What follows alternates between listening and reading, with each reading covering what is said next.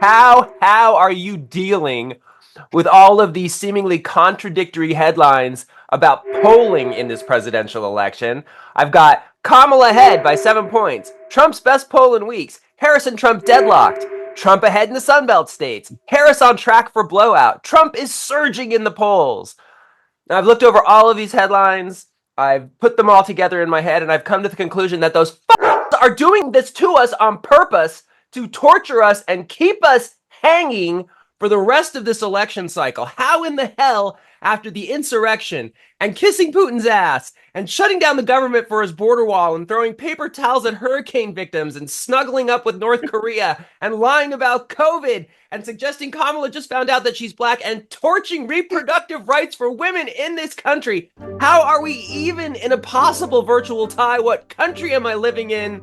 Does anybody want to help me out here? Okay, so... You know how Lito feels about it. He texted me. He's like, how in the hell is this even close to a tie?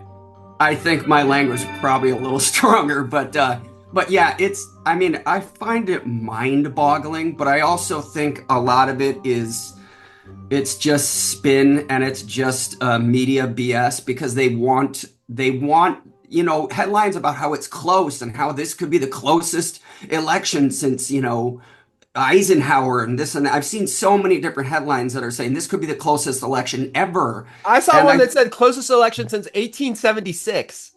Yeah, and so I think it's just good media. It keeps people engaged. It keeps people tuning in. It keeps people shaking their fist. It stokes anger. It does all of those things. And we know that the media needs people to tune in to exist. I don't know that the polls necessarily reflect the reality of the voting bloc that's going to be the most important voting blocs in this election. I mean, I don't know that the youth demographic are the people that are taking these polls. I don't know that these polls are truly representative of how lopsided minority and female votes are in this election. I mean, they're definitely getting a sample of those things because, when they talk about Latinos are breaking hard for Harris now and, African-American vote is breaking really hard for Harris, and they talk about how the youth is really breaking hard for Harris. They're evidently getting some of that, but I just don't know how much they're truly getting.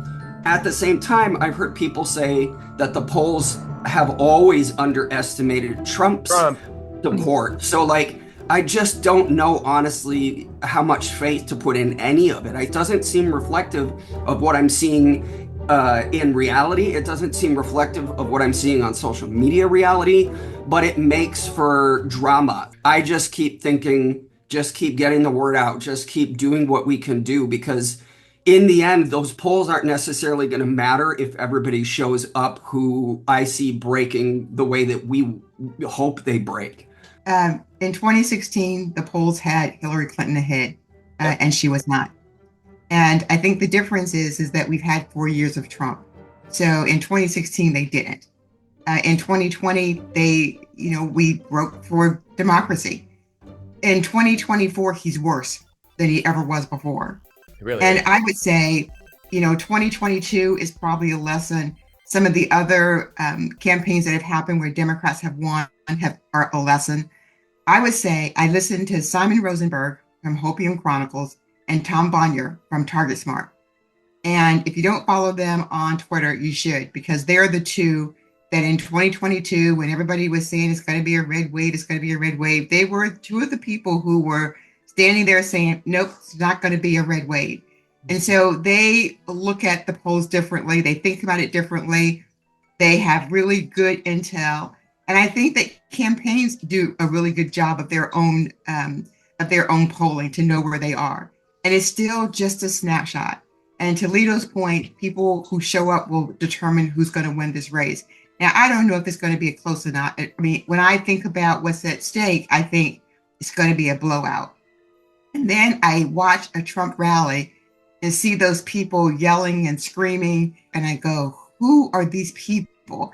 What are they after? But then I get really hopeful when I see Republicans who are really the standard bearers of the Republican Party come out and say, hey, this is not what you should do.